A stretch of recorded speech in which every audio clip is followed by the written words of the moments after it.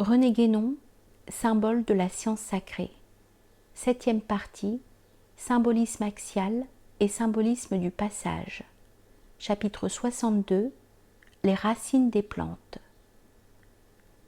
D'après la tradition kabbalistique, parmi ceux qui pénètrent dans le Pardès, il en est certains qui ravagèrent le jardin. Et il est dit que ces ravages consistèrent plus précisément à couper les racines des plantes. Pour comprendre ce que cela signifie, il faut se référer avant tout au symbolisme de l'arbre inversé, dont nous avons déjà parlé en d'autres occasions.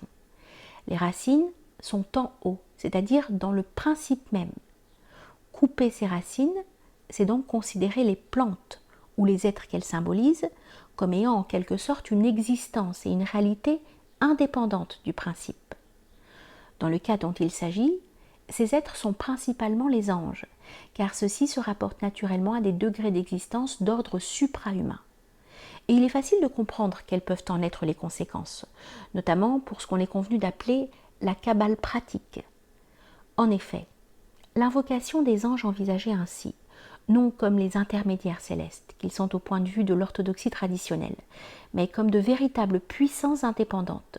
constitue proprement l'association, en arabe shirk, au sens que donne à ce mot la tradition islamique, puisque de telles puissances apparaissent alors inévitablement comme associées à la puissance divine elle-même, au lieu d'être simplement dérivées de celle-ci.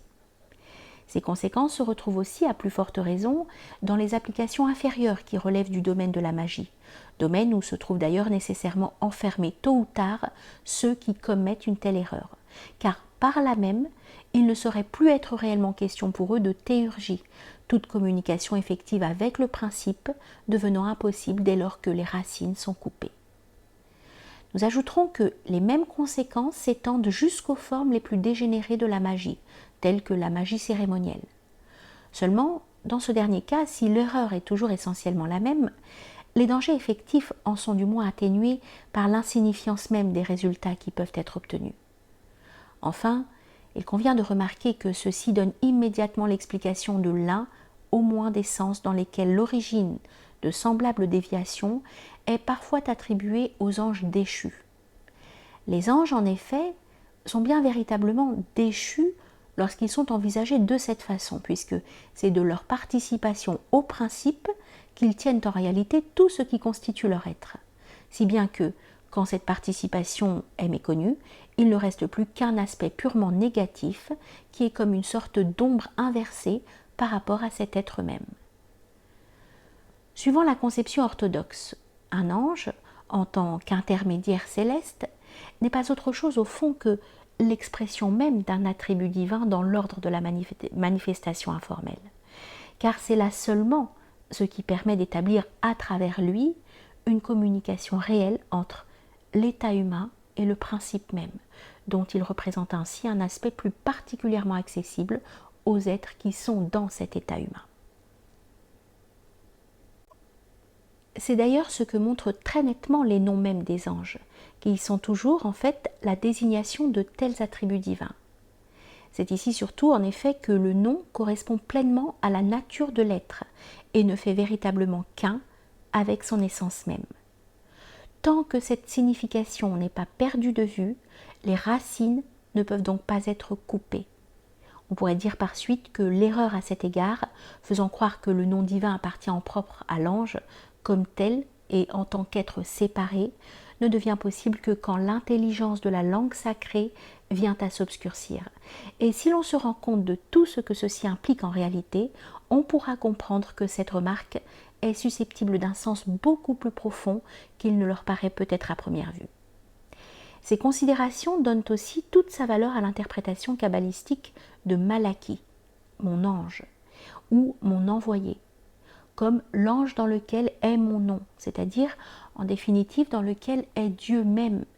tout au moins sous quelqu'un de ses aspects attributifs.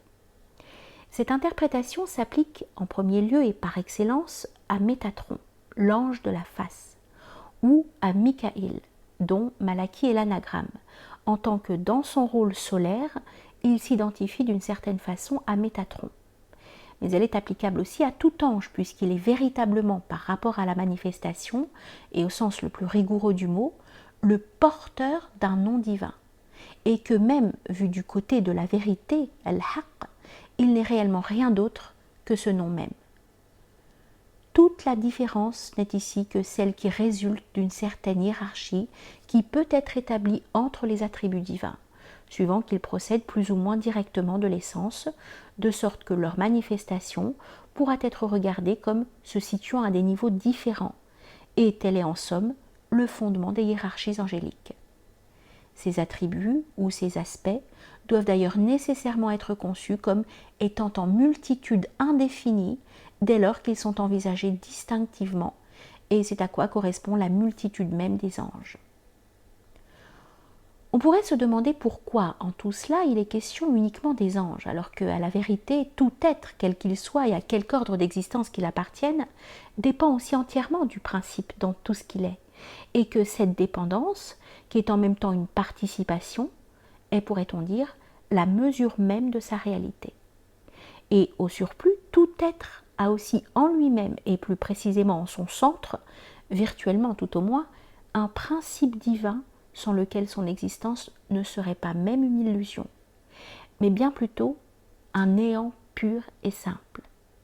Ceci correspond d'ailleurs exactement à l'enseignement kabbalistique, suivant lequel les canaux par lesquels les influences émanées du principe se communiquent aux êtres manifestés ne s'arrêtent point à un certain niveau, mais s'étendent de proche en proche à tous les degrés de l'existence universelle, et jusqu'au plus inférieur, si bien que, pour reprendre le précédent symbolisme, il ne saurait y avoir nulle part aucun être qui soit assimilable à une plante sans racines. Cependant, il est évident qu'il y a des degrés envisagés dans la participation dont il s'agit, et que ces degrés correspondent précisément à ceux mêmes de l'existence. C'est pourquoi ceux-ci ont d'autant plus de réalité qu'ils sont plus élevés, c'est-à-dire plus proches du principe, bien qu'il n'y ait assurément aucune commune mesure entre un état quelconque de manifestation, fût-il le plus élevé de tous, et l'état principiel lui-même. Il y a lieu de faire avant tout ici, comme d'ailleurs à tout autre égard, une différence entre le cas des êtres situés dans le domaine de la manifestation informelle ou supra-individuelle, auquel se rapportent les états angéliques, et celui des êtres situés dans le domaine de la manifestation formelle ou individuelle. Et ceci demande encore à être expliqué d'une façon un peu précise. C'est seulement dans l'ordre informel qu'on peut dire qu'un être exprime ou manifeste véritablement, et aussi intégralement, qu'il est possible, un attribut du principe. C'est la distinction de ces attributs qui fait ici la distinction même des êtres. Et celle-ci peut être caractérisée comme une distinction sans séparation. Beda Beda, dans la terminologie hindoue. Car il va de soi que, en définitive, tous les attributs sont réellement un. Et c'est là aussi la moindre limitation qui soit concevable dans un état qui, étant manifesté, est encore conditionné par la même. D'autre part, la nature de chaque être se ramenant ici en quelque sorte tout entière à l'expression d'un attribut unique, il est évident que cet être possède ainsi en lui-même une unité d'un tout autre ordre et bien autrement réelle que l'unité toute relative, fragmentaire et composite à la fois, qui appartient aux êtres individuels comme tels. Et au fond, c'est en raison de cette réduction de la nature angélique à un attribut défini, sans aucune composition autre que le mélange d'actes et de puissance qui est nécessairement inhérent à toute manifestation, que saint Thomas d'Aquin a pu considérer les différences existant entre les anges comme comparables à des différences spécifiques et non à des différences individuelles. Si maintenant on veut trouver dans l'ordre de la manifestation formelle une correspondance ou un reflet de ce que nous venons de dire, ce n'est point les êtres individuels pris chacun en particulier qu'il faudra envisager, et cela résulte assez clairement de notre dernière remarque, mais bien plutôt les mondes ou les états d'existence eux-mêmes, chacun d'eux dans son ensemble, et comme globalement étant reliés plus spécialement à un certain attribut divin, dont il sera, s'il est permis de s'exprimer ainsi, comme la production particulière. Et ceci rejoint directement la conception des anges comme recteurs des sphères, et les considérations que nous avons déjà indiquées à ce propos dans notre précédente étude sur la chaîne des mondes. Petite note, il va de soi qu'une telle façon de parler n'est valable que dans la mesure et sous le point de vue où les attributs eux-mêmes peuvent être envisagés distinctement, et ils ne peuvent l'être que par rapport à la manifestation, et que l'invisible unité de l'essence divine même, à laquelle tout se ramène finalement, n'en saurait être aucunement affecté.